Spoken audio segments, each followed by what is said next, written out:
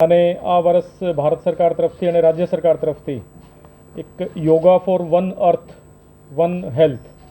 અને ગુજરાત સરકારની વાત કરીએ તો સ્વસ્થ ગુજરાત મેદસ્વીતા મુક્ત ગુજરાત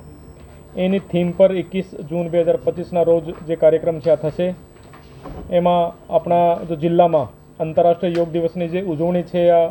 જિલ્લામાં પછી તાલુકાઓમાં નગરપાલિકાઓમાં ગ્રામ્ય વિસ્તારમાં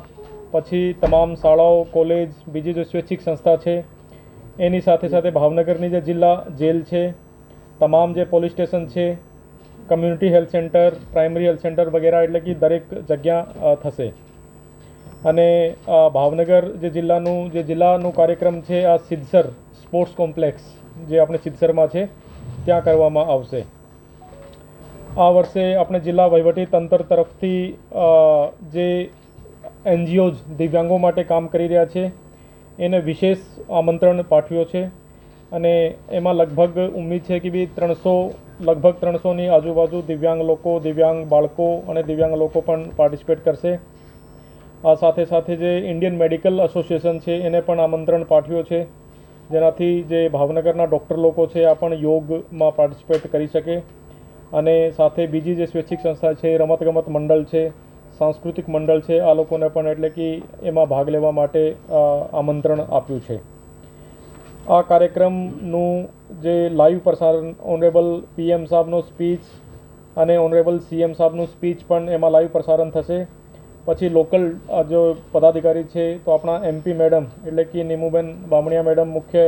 મહેમાન તરીકે આવશે અને આ સાથે સાથે બીજા જે પદાધિકારી છે આ પણ જિલ્લા સ્તરના કાર્યક્રમમાં સ્પોર્ટ્સ કોમ્પ્લેક્સ સિદ્ધસર આવશે અને પછી જે 45 મિનિટનું પ્રોટોકોલ મુજબ 7 વાગ્યાથી 7:45 એક્ઝેક્ટ 7 વાગ્યાથી લઈને 7:45 વાગ્યા સુધી આ જે યોગ બોર્ડનો જે પ્રોટોકોલ છે અને એના મુજબ પછી યોગનું સેશન થશે અને જે ટ્રેનર છે જે યોગ કરાવનાર છે આ પણ યોગ બોર્ડ તરફથી મીન્સ કે ફાળવવામાં આવ્યા છે। તો તમામ લોકોને વિનંતી છે કે ભાઈ આમાં મેક્સિમમ ભાગ લે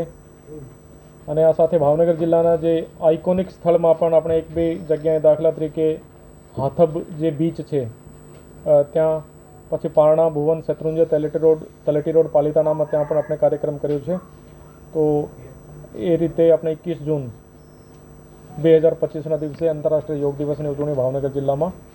ધૂમધામથી કરી છે।